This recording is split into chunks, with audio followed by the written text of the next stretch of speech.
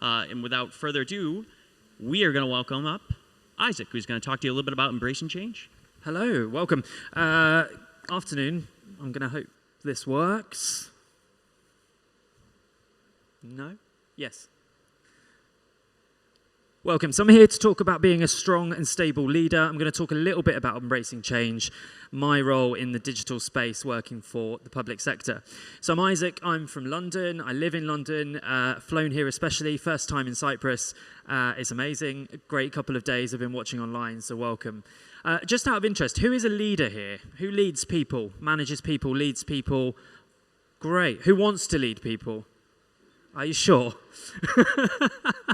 Brilliant, welcome. So my experience, I've worked in the public sector almost 15 years. I put 10 plus because I'm not quite at the 15 years, and you're thinking, how is he old enough to do that for 15 years? I am, I just look young. In 2021, during the pandemic, I completed a master's through the University of Birmingham, so learned all the theory stuff, and I'm not going to bore you with too much of that today. I'm going to talk about the practical experience of leading during COVID. I've done lots of business and technology changes, so the physical technology, giving people laptops 365, but I've also led agile product teams as well, getting services online for boroughs such as Camden that you might have heard of, and Southwark over in London Bridge. I'm going to start with this quote. I'm only going to show one of the quotes because I really like it. The price of doing the same old thing is far higher than the price of change. Couldn't agree more. If we don't change, if we don't embrace the change, ultimately it's going to cost us more in the long term. And our role as leaders or aspiring leaders is to try and get ourselves into that mindset of embracing change, doing things differently, and listening to our teams.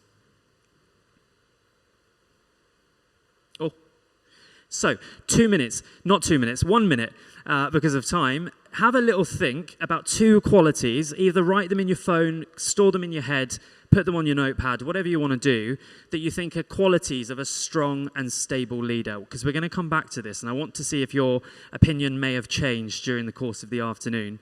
But just have a little think for the next 30 seconds, then I'm going to move on. You're all thinking about it in your head, I see. Yeah, good. Okay, so this afternoon I'm going to talk a little bit about leadership qualities. So what are the traits to be a leader, leading product teams, agile teams, technology teams? What does the future of leadership look like? I think we've seen a massive shift since COVID. Certainly the way I lead pre-COVID and the way I lead now is completely different. We're going to have a few chances to reflect. So we had that little second just there. And we're going to talk about what embracing change means. And I'm going to give you my example of leading during COVID. How we're going to get there, so I'm going to just give you a very small bit of theory. I'm not going to lecture you this afternoon, you're not at university. What the qualities of leadership looks like, benefits and risks, because that's really important. What are the benefits of being a strong and stable leader, but what are the risks if we're not? I like this, so let's dive in. Thanks. My partner laughed as well. Being a leader, leadership theories. There's so much on leadership theory over many, many, many years. So anyone who's studied leadership thinks that that's the way to go is, oh, I need to read all the theories and everything that's out there. You don't. They essentially all say the same thing. There's lots on leadership theory, but I'm not going to go into that today. I'm just going to look at this one, trait theory, because qualities of a strong and stable leader, we need to possess something that makes us strong and stable, but also that gets our teams bought into us. And it's really interesting, if we look back over the last 70, 80 years, all of the different people that have looked at theory and trait theory, there's some common themes that come out. So intelligence is one. I would argue that you don't really need to be that intelligent to be a good leader. I don't know if anyone here agrees with that before I go into why. No? Being a leader, and we're going to come on to it, is about enabling your teams. They're the ones with the brains. Leadership sometimes is about steering the ship. It's not about holding the knowledge and being decisive for everyone in your team. That's what I believe. We've got others that have come through here around charisma, communication skills, interpersonal skills, super important. And I think we probably all recognize that. If we look at 1959, man talked about masculinity. We don't need masculinity in leadership. I think that's so outdated, so let's move on. So key qualities, these are the ones that I think are super important, and these are the ones that I try to bring through in when I'm managing transformational change. Self-awareness. We've probably all had a leader or a manager at some point that isn't quite self-aware and that just tells us what to do, get on with it, and then you need to produce the outcome. Me personally, I like to listen to my team. I want to bring people into the room. I think it's super important that we're self-aware, we're constantly reflecting, we're asking for 360 feedback, and we really see what's going on in our team. And when I come on to the example of COVID, we'll see how I did that. Collaborative, we've probably never heard the word more than over the last 2 or 3 years. Personally, I don't think I'd used it before COVID. And then all of a sudden, we were collaborating on everything over video, all hours of the day and night, and we've forevermore collaborated. But it's so true. We need to keep collaborating. We need to bring the right people into the room. And I believe that our role as a leader is to have the right people around the table or on the video call or whatever it is. They need to be involved at all times. Charisma. You want someone that's got a little bit of spice, I guess, as your leader, or if you're a leader, you need to show a little bit of that personality. Because if you're just telling people what to do all day long, they're not going to buy into you, and eventually they're going to get tired and say goodbye. And that is about being authentic. Bring your authentic self to work, and the organizations that want you to do that will enable you to do that. And those that don't, well, you're probably not going to be there very long before you want to move on. And decisiveness. I said that leadership is not being about making decisions and that's it and your team have to go with them. It is about carrying the decision for your team. So you work together as a team and the leader is almost taking the risk of making that decision with the team and rolling with it.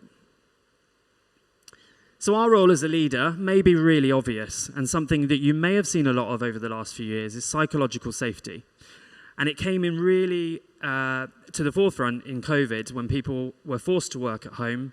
And all of a sudden, that psychological safety that they had of the workplace, the desk, their colleague next to them, was all gone. And so our role really is to create the psychological safety, allow staff to get things wrong, allow our team members to put their hands up and say, yeah, I messed it up. I didn't get the result that you wanted, but I'm going to do this. Allow people to fail, because if we don't, and you make them feel bad for every single thing that they get wrong, they will leave, and then you'll be looking for new people. Create compassion in the team. So allow your team members and you as a leader to share everything that's going on, to put their hands up and say, I failed, but also to say, well done. Create that space, create the psychological safety, give them compassion, and then ultimately you're going to be creating a thriving team. And that, again, is our role as a leader. Enable the thriving teams, allow them to work, and be in a happy place. That's our job as a leader. So I'm going to play this video, I think, if it works. If not, I'm going to talk about what the video is. Who's seen Linda Hill? Yes, I love that. Professor at Harvard Business School, did a TEDx talk in Cambridge. Here she is talking about Pixar. So you may know the Pixar movies. She did a huge amount of work at Pixar. I really endorse the work that she does, talking about leadership being a bit vague. I'm going to hope this plays. Yes, but you can't hear it. It's all right. Basically, Linda says... All they do is that. In the first chapter, they say I'm supposed to create a vision. But if I'm trying to do something that's truly new, I have no answers. I don't know what direction we're going in, and I'm not even sure I know how to figure out how to get there. For sure, there are times when visionary leadership is exactly what is needed. But if we want to build organizations that can innovate time and again, we must recast our understanding of what leadership is about. Leading innovation is about creating the space where people are willing and able to do the hard work of innovative problem solving. So, at this point, some of you may be wondering, well, what does that leadership really look like? So I really like that video. We talk about innovation. Many of us here will be working in sort of product technology teams. We're innovating, we're creating exciting new things, we're rolling out cool new technology for our colleagues or for the organization that we work in. And what she's talking about here is, well, what about if you don't need to create a vision or you don't want to create a vision? And that's almost what we landed at during COVID. Overnight, everything changed. My role as a leader at that point, I couldn't create a new vision. I couldn't automatically just think, right, I need to create a vision now and here's the strategy and this is how we're going to do it. So this leads me nicely on to the time that I was working at Southwark. Does anyone recognize this? Yeah? Has anyone been there? Yeah? So I was lucky enough for 4 years to work in this office here. So this is the mayor's office in London, and I was working in the borough behind that. I worked there for 4 years. It's called Southwark. It's one of the largest boroughs in London, so city area, council area, 320,000 residents. We have, at the top end of the borough where the Shard is, one of the most affluent areas, and then the furthest away is one of the most deprived areas in London. And when the pandemic hit, our role as a public sector organisation was to support every single person in that borough. There was lots going on with the UK government that meant that the local authority had to deal with lots of things such as loneliness, food banks, everything like that. And at the time, I was leading an organisational-wide change programme for 4,500 staff members.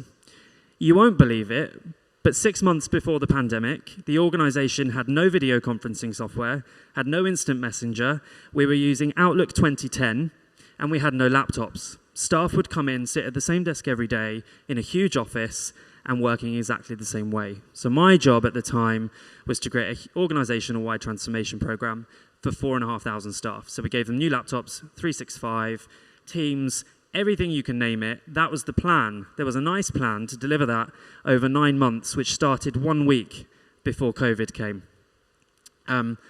So of course, we were merrily going along that week before COVID, before the lockdown in the UK, and then all of a sudden on the Friday, we knew something was going to happen.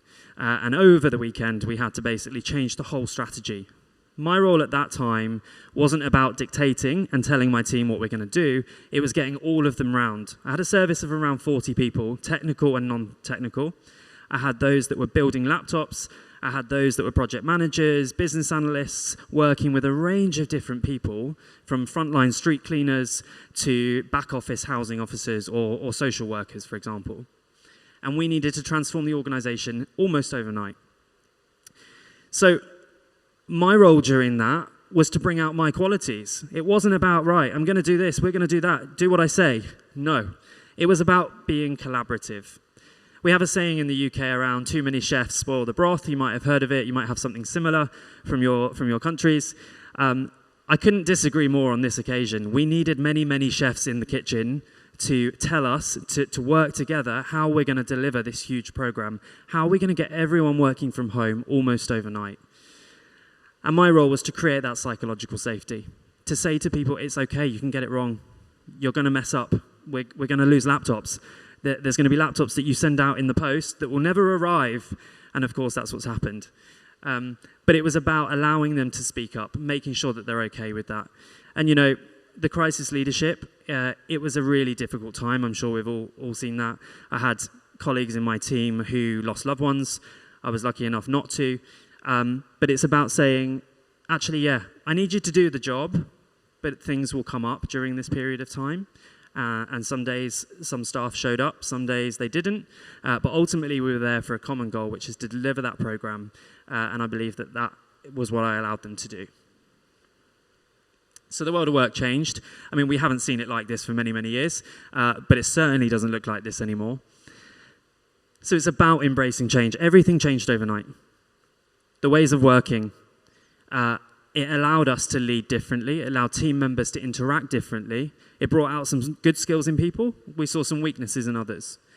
But it ultimately allowed us to foster this compassionate culture. And I think it's one of the most proud moments of my career, leading people. And hopefully, if you get a chance to lead or you are leading people, you can recognize some of this.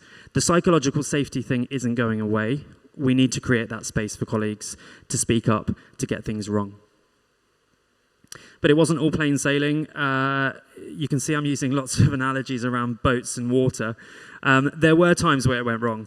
What I said about laptops going missing in the post literally went missing. The laptop that was due to arrive to my house never turned up, which was unfortunate. And we did have things like that. You know, we were rolling out new software for colleagues to work on. We were rolling out smartphones, laptops, and getting all the services online. Don't forget, and it may be the same in many countries, but we have a lot of paper. We use a lot of paper to print the bills for taxes and things like that. All of that had to transform overnight, and things went wrong. So it wasn't all plain sailing. But what have I seen as the benefits? And I think this is what's really important coming out of this. If you really embrace change, The benefits that you're going to get ultimately is around engagement from your team. No one wants a leader that's just telling them what to do all day long, and if you get it wrong, you're going to be shouted at. No one wants that. No one wants to work in that environment. So what I've seen is more engagement, more retention. I didn't see anyone leave during the 2 years until I left. And now they've started to move on and they've been promoted, and I'm really proud of them. Improved productivity. When I gave them the space to go away and think of solutions, they came up with some amazing solutions, all the way from our apprenticeship level, so the most junior, to my most senior program manager. Coming up with ideas, working together, really getting on a call and figuring out how can we make this better. That didn't quite go well, so let's do it again. And when they had that kind of empowerment, we saw productivity go up massively. And the commitment to the organization will naturally be there. At some point, they're going to move on. People move on. They get promoted. But there is a commitment because they're excited to be there. So the risks, if we don't change, if we don't embrace it, well, it's quite obvious. It's the opposite. So it's turnover of staff. We say goodbye to people very quickly. They're going to get bored. They're going to move on. They're going to find a company that really values them and a leader that wants them in their team.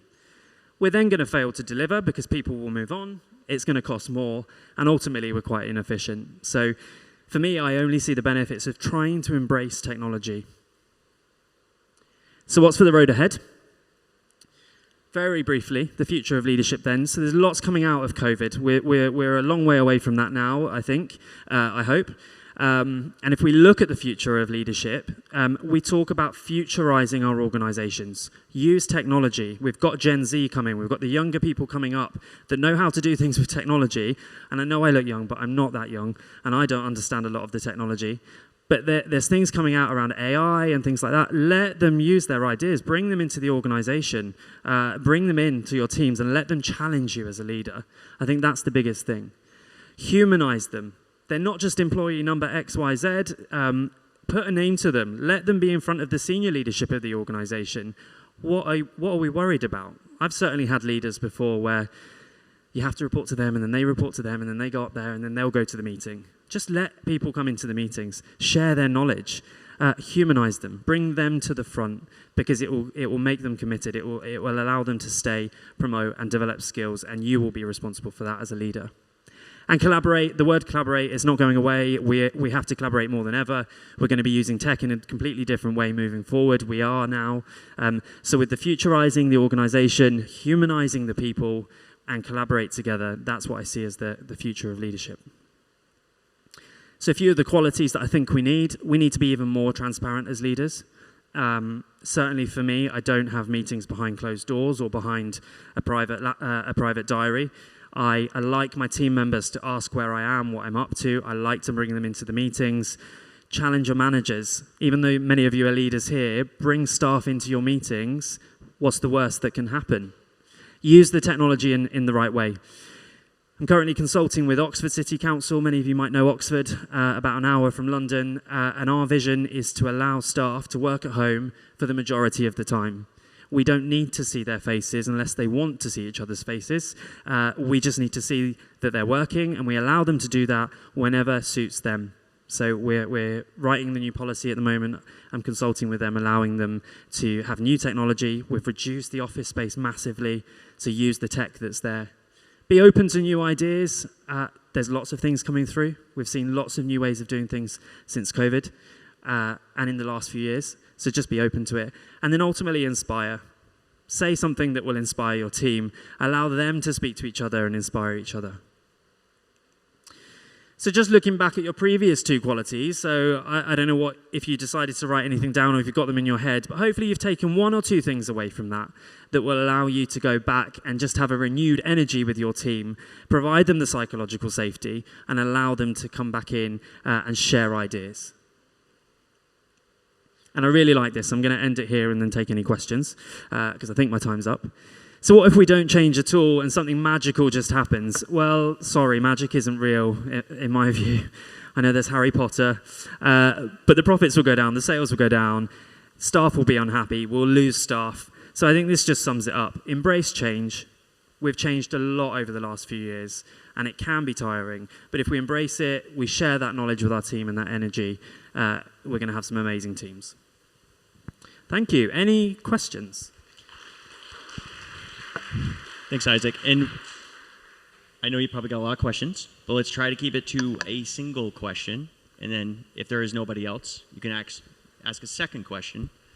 Would anybody like to ask Isaac any questions? Nothing on embracing change? Thank you. Hi, thank you for a wonderful speech. You mentioned a few times the idea of being open to be challenged by your team. But as you might imagine, a lot of young managers are quite afraid of that situation. Maybe you can share your experience and give some advice for people who are challenged by the team members. Yeah, it's difficult. I'm youngish, and I was a very young manager, and I was challenged by staff in my team that were much older. And so you do have that dynamic. And you also have the dynamic of those that are just coming in fresh, they're in junior roles, they want to speak. I encourage it. What I would say to managers is don't be afraid with the feedback. 360 reviews, make it a thing, make it a really big deal. We're going to do a 360 feedback once a month, and I want you to tell me everything that I'm doing right or wrong, and I'm going to take it. Now, if you're a young manager, it can be quite difficult, but you need to try and see the positive side of it. They're telling you it because they really respect you. They trust you enough as a manager to want to share maybe a one or two downsides to your leadership style. So it's not easy. Practice maybe with some friends. Tell them to give you a negative trait. But personally, I think embrace it. Make a big deal about it to say, I want you to give me honest feedback. And I've seen that work. Usually what happens is people are quiet, and then it takes a few months or a few sessions for that to start coming out. But during COVID, I've seen many colleagues that were managers or leaders that was quite, they reacted in the negative way, if you like. They telling their teams what to do. They weren't taking feedback very well. That's not my style. I just like to have everyone around the table. Let's just be honest. If not, we're wasting time. It's tiring. So I don't know if I answered your question directly, but I'm open to it, and I just think make a big deal about it. Say what we're there to do. 360 feedback. I want you to be honest. I'm here to take it. And maybe have a little practice in front of a mirror or with some friends first, if you are a young manager yourself.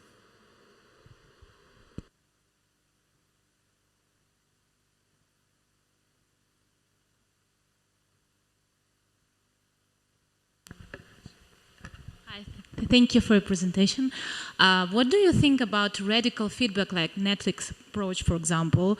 You taught some things about that, but if your employees, your people really are not ready to have this frank and sometimes not really good feedback, sometimes it's negative, how do you maybe advise to work with this, and how to prepare people to to receive this feedback in a good way? Do you mean the manager giving the employee feedback that isn't quite that great? Yeah, like manager gives feedback, or employee can give negative feedback as well, So like how to create such culture, I can compare it to Netflix culture, and how is your opinion about that?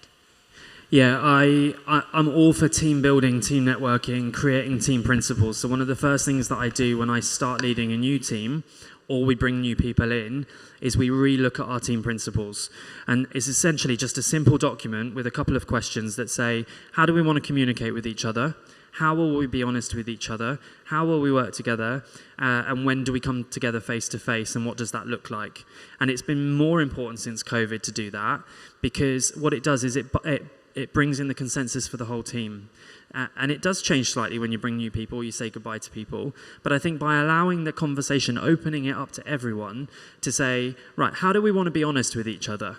Is that a one-to-one conversation? Is it in a team meeting? Do we want to have this privately every month? That for me has been the best way.